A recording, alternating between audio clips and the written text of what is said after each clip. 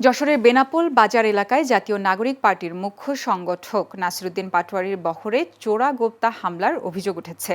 বুধবার দুপুরে এই হামলার ঘটনা ঘটে। এনসিপির অভিযোগ, পূর্ব পরিকল্পিতভাবে তাদের বহর লক্ষ্য করে হামলা চালানো হয়। এতে অন্তত 4 জন নেতাকর্মী আহত হয়েছেন। তবে হামলার সময় বহরে থাকা এনসিপির মুখ্য সংগঠক নাসিরুদ্দিন পাটোয়ারি, যুগ্ম সদস্য সচিব ফরিদুল হক সহ কেন্দ্রীয় নেতারা নিরাপদে রয়েছেন বলে নিশ্চিত করেছে দলটি।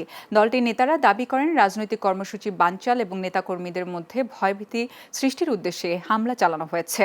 বেনাপোল পৌর থানার ভারপ্রাপ্ত কর্মকর্তা মোহাম্মদ আশরাফ উদ্দিন হামলার অভিযোগ অস্বীকার করে বলেন, এ ধরনের কোনো ঘটনা ঘটেনি।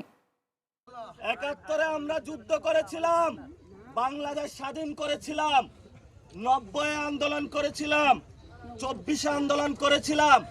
একটাই উদ্দেশ্য, বাংলাদেশকে রক্ষা করার জন্য। সীমান্ত আপনারা যারা আছেন, আমাদের কোনো দল নাই এখানে। কে এনসিপি, কে বিএনপি, কে জামাত, এটা দেখার প্রয়োজন নাই। আমাদের একটাই দল, সেটা হলো আমরা সবাই মিলে দল মত নির্বিশেষে বাংলাদেশের সীমান্তকে রক্ষা করতে হবে।